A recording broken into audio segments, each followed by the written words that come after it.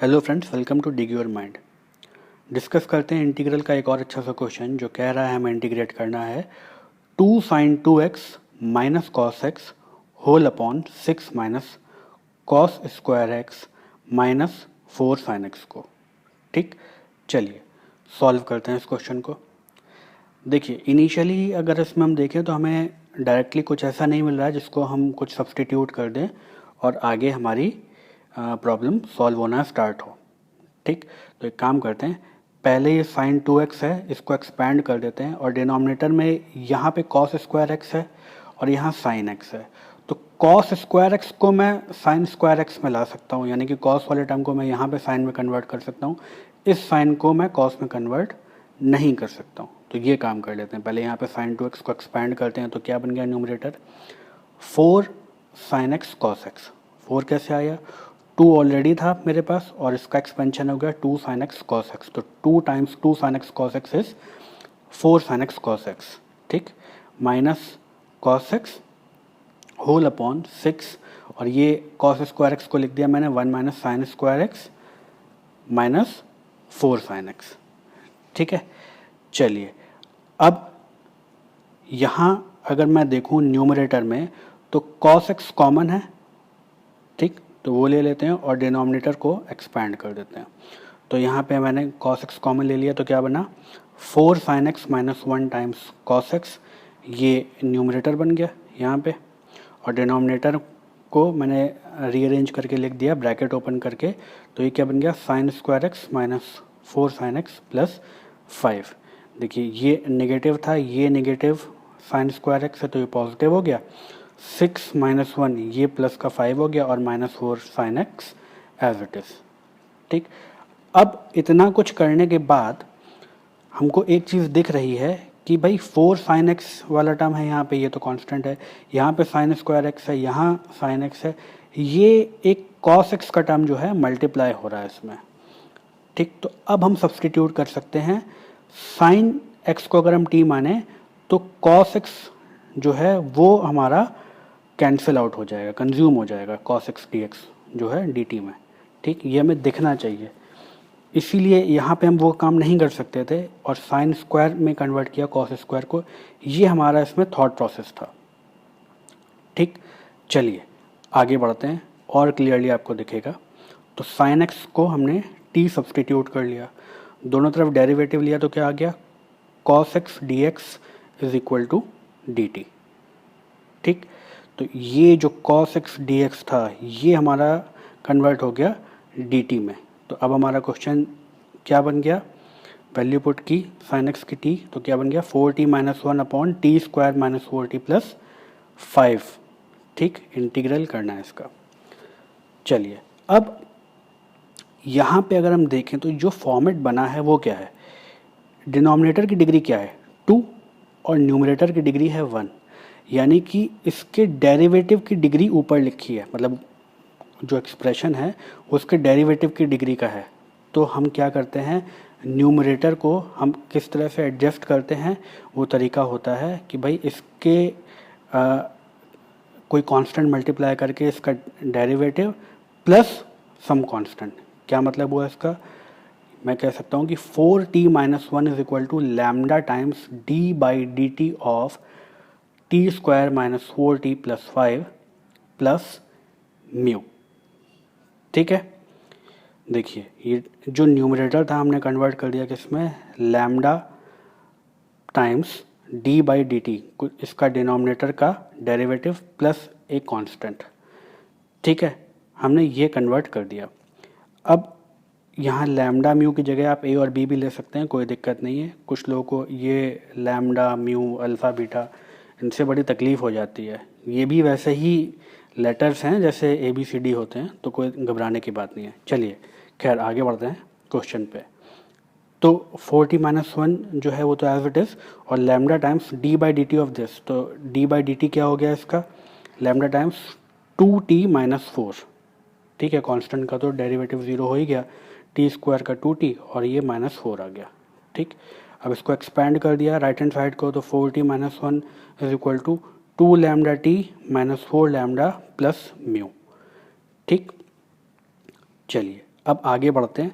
देखिए यहाँ पे t का कोफिशिएंट 4 है और यहाँ t का कोफिशिएंट है 2 लैम्डा।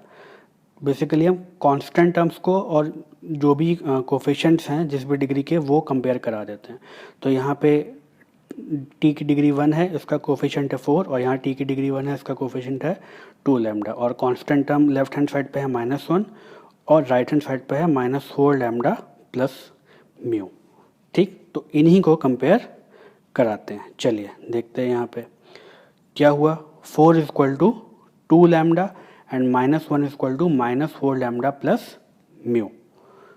ठीक, अब यहाँ दोनों तरफ 2 से डिवाइड किया तो लैम्डा की वैल्यू आ गई 2, और ये हमारे पास अगर हम देखें तो लैम्डा की वैल्यू हम 2 पुट कर देंगे तो क्या बन गया, -1 इक्वल टू -4 टाइम्स 2, लैम्डा की वैल्यू 2 पुट कर दी, यहाँ से आई थी, प्लस म्यू। तो यहाँ से म्यू की वैल्यू क्या आ जाएगी, -1 is equal to -8 plus mu, mu is equal to 7 आ गया। ठीक है, तो अब ये जो हमने इतनी मेहनत की थी 4t - 1, इसको मैं इससे रिप्लेस कर दूंगा और ये हमारे पास स्टैंडर्ड फॉर्म आ जाएगा इस प्रॉब्लम को सॉल्व करने का। लैम्डा और म्यू ऑलरेडी हम निकाल चुके हैं। ठीक है, चलिए तो हमारा क्वेश्चन किस में कन्वर्ट हो गया, आई से रिप्रेजेंट करते हैं इसको, integral of lambda times 2t - 4 plus mu. ठीक है, लैम्डा टाइम्स डेरिवेटिव ले लिया हमने डिनोमिनेटर का, और plus mu upon t² - 4t plus 5। ठीक, चलिए अब लैम्डा और म्यू की वैल्यू पुट कर देते हैं। लैम्डा की वैल्यू थी हमारी 2 और म्यू की वैल्यू थी 7। ठीक है, अब ये जो दोनों टर्म्स हैं, ये डेरिवेटिव वाला पार्ट लैम्डा टाइम्स यानी कि 2 टाइम्स डेरिवेटिव वाला पार्ट, इसको इससे डिवाइड कर लेते हैं और प्लस 7 अपॉन ये जो टर्म है इससे डिवाइड कर लेते हैं, तो ये अलग अलग हो जाएंगे। 2 times 2t - 4 upon t² - 4t plus 5। ठीक है, और दूसरा इंटीग्रल हमारा क्या बन गया, 7 अपॉन t² - 4t प्लस 5। अब हमें ये दो अलग अलग क्वेश्चन में कन्वर्ट हो गए हैं, पर ये हमारे बहुत आसानी से सॉल्व हो जाएंगे। ठीक है, देखिए यहाँ पे इसका डेरिवेटिव ही ऊपर लिखा हुआ है और ये हमारे पास सेकंड डिग्री की इक्वेशन है, तो उसको भी हम सॉल्व करना जानते हैं। ठीक, तो मान लेते हैं ये I1 है और ये I2 है, तो I1 की वैल्यू तो हम डायरेक्टली हम देख के बोल सकते हैं 2 times log mod of denominator, क्योंकि इसका डेरिवेटिव ही ऊपर लिखा हुआ है, तो ये स्टैंडर्ड फार्मूला है हमारे पास।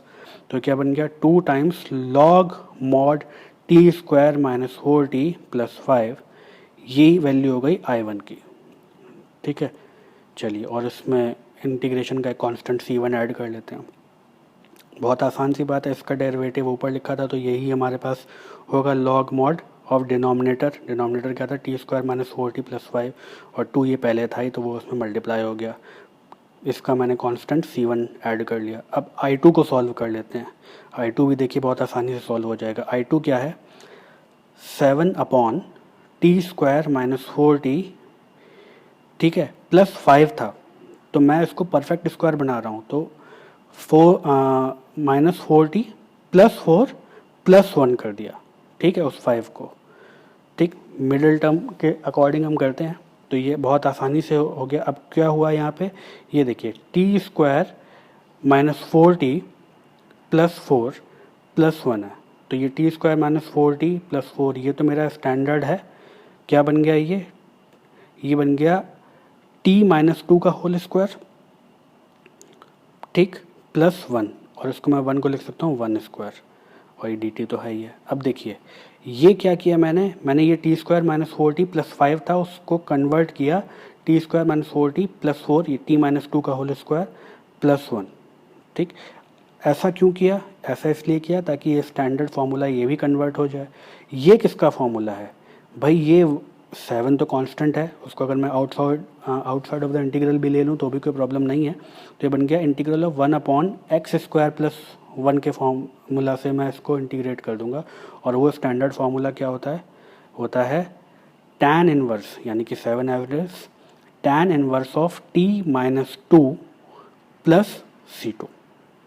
ठीक है, ये यही करते हैं जब भी हमारे पास सेकंड डिग्री की इक्वेशन है, तो परफेक्ट स्क्वायर हम बनाते हैं। यहाँ पे प्लस माइनस जो भी बन रहा होता है, ठीक, तो यहाँ पे क्योंकि यहाँ पे मिडिल टर्म मेरा जो था वो नेगेटिव साइन के साथ था, तो ये माइनस का होल स्क्वायर बन गया। ठीक है, चलिए अब हमारे दोनों टर्म्स इंटीग्रेट हो चुके हैं। तो आई की वैल्यू क्या थी, I1 प्लस I2। ठीक है, अब I1 और I2 की वैल्यू पुट कर देते हैं। I1 क्या था, 2 log mod t square minus 4t plus 5, और I2 की वैल्यू है 7 tan इनवर्स t माइनस 2, और C1 और C2 दोनों को ऐड करके मैंने एक नया कांस्टेंट बना दिया C। ठीक, ये हमारा फाइनल आंसर नहीं है, क्योंकि हमने जो वैल्यू निकाली है अभी t के फॉर्म में निकाली है, और t तो हमने खुद एक वैल्यू सब्सटीट्यूट की थी, किसकी, साइन एक्स की। तो बस उसकी वैल्यू पुट कर देते हैं t की जगह, हो जाएगा क्वेश्चन का आंसर फाइनल। क्या बन गया ये, 2 log mod sine square x minus 4 sine x plus 5 plus 7 times tan inverse of sine x minus 2 plus integration का कांस्टेंट c, और यही है हमारा रिक्वायर्ड आंसर। ठीक, आई होप आपको ये कॉन्सेप्ट समझ में आया होगा, क्वेश्चन का एक्सप्लेनेशन समझ में आया होगा, क्या थॉट प्रोसेस है, किससे हमने क्या सब्सटीट्यूट कैसे किया, सब कुछ समझ में आया होगा, और आगे भी हमने इंटीग्रेट कैसे किया वो भी समझ में आया होगा। आपको कोई डाउट आता है तो आप कमेंट सेक्शन में मुझसे पूछ सकते हैं। आपको वीडियो कैसा लगा ये आप कमेंट सेक्शन में मुझे ज़रूर बताएं, अच्छा लगा, बुरा लगा, जैसा भी लगा।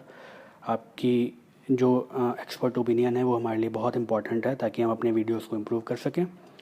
आपको वीडियो अच्छा लगा तो इसको लाइक कीजिए, चैनल को सब्सक्राइब कीजिए, बेल आइकन प्रेस कीजिए ताकि कोई भी अपडेट मिस ना हो, और अपने फ्रेंड्स के साथ इसको ज़्यादा से ज़्यादा शेयर कीजिए। Thank you so much for watching the video.